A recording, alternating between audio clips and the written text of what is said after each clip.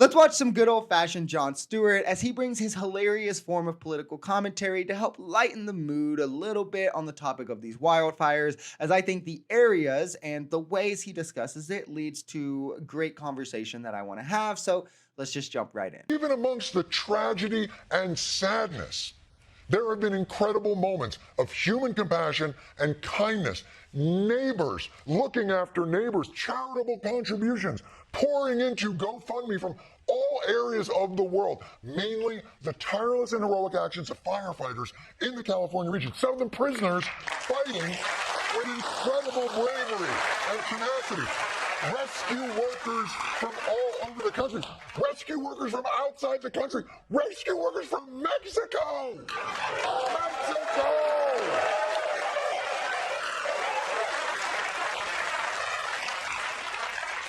Damn your open borders, Biden!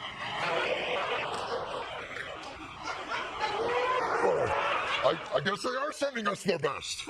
Yeah, I mean, you literally couldn't write it any better. Firefighter immigrants from Mexico came to help fight these wildfires. Ukraine offered to send firefighters to help fight them.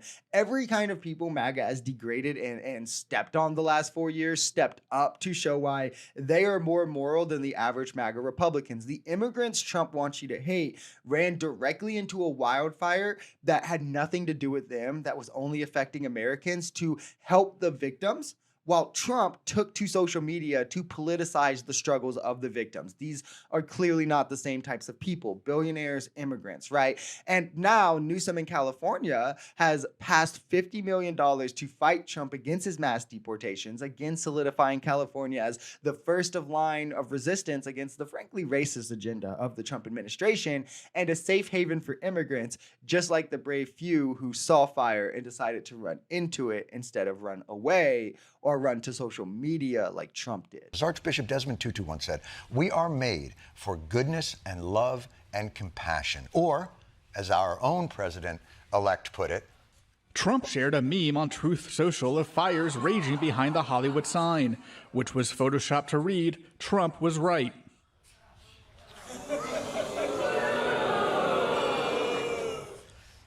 Appropriate.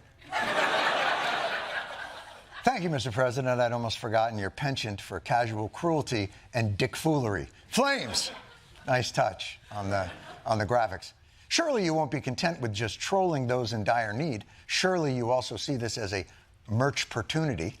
The New York Post posted these images of President-elect Donald Trump driving a golf cart wearing a "Trump was right about everything" hat. Trump was right about almost everything.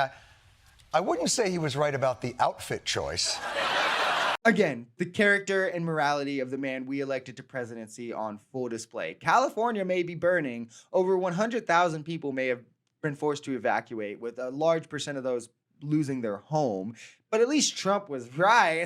Like, let's sell some merch about it. And the even more despicable part of this is Trump wasn't right about anything. Trump doesn't even believe in climate change. Like, what do you think enables 5 wildfires to burn at such temperature in 5 different cities, spread at the speed they did, along with winds that are much stronger than normal, blowing the fires, causing them to spread, all in the middle of January, so much so that an above averagely filled water reservoir and filled water tanks all had to be used past capacity and were spread too thin to tackle the fire? This is just the norm. Like, Republicans want you to think what enabled this is Democrat inefficiency. Democrat inefficiency pissed off the wind. The gay winds blow so much stronger. The DEI lesbian winds blew these fires, and the DEI black businesses just burned at a rate that white businesses that were put there on their merit just weren't enough. Like, what is this fantasy land we live in? Because why can't we just say, yeah, like, 5 wildfires, 5 different cities, the way that they were able to spread, probably not the norm. But instead it's like, but if there wasn't that lesbian fire chief, if they didn't hire that one black guy, these winds wouldn't have done this. There can't be a blank check on this. They don't deserve anything, to be honest with you, unless they show us they're going to make some changes. What the is wrong with you? Really, Senator? From Alabama? The state near the bottom in math, reading, and test scores? Next time you get hit by a hurricane, why don't we have a little parent-teacher conference to see that if you got your scores up, you would get the money? Or actually, let's not do it, because you'll get the money anyway, because we're not psychos. That is psychotic. There's something wrong with you. He's so spot on here that it's not even funny when he is clearly playing up the anger for comedic effect. These people are actual psychopaths, or maybe sociopaths would be a more accurate depiction, right?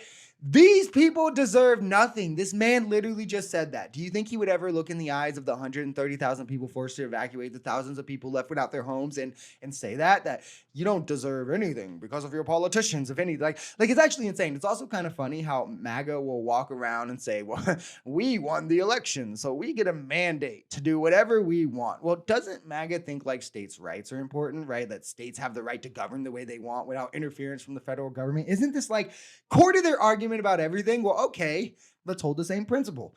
The California politicians won their elections, which means they got mandates, and the states have the right to govern how they want. So then why would you interfere with the politicians in these states' mandate to govern the way they want? Why are you saying now, as the federal government, you're going to step in and you're going to condition the states to do what you want? Wouldn't you think that was governmental overreach if Democrats did this to states about, say, abortion rights, or say gun rights, or say immigrant rights, like being like safe havens for immigrants, right? Wouldn't you think that was governmental overreach? But now it's like, well, we have to because the Democrats are just inept. And it just shows how inconsistent they are with every single position they ever talk about. It just doesn't matter, right? It's almost like Republicans just don't believe this, and they just say it to try to excuse the shit they're going to try and do and make their win look better. Like, the amount of people who view politics just through this lens, where they just want their side to win, is odd to me. And then it's also odd to me how, like, they're not ashamed by that. Like, they'll be open about it. Like, in my comments, they'll be like, hey, we won.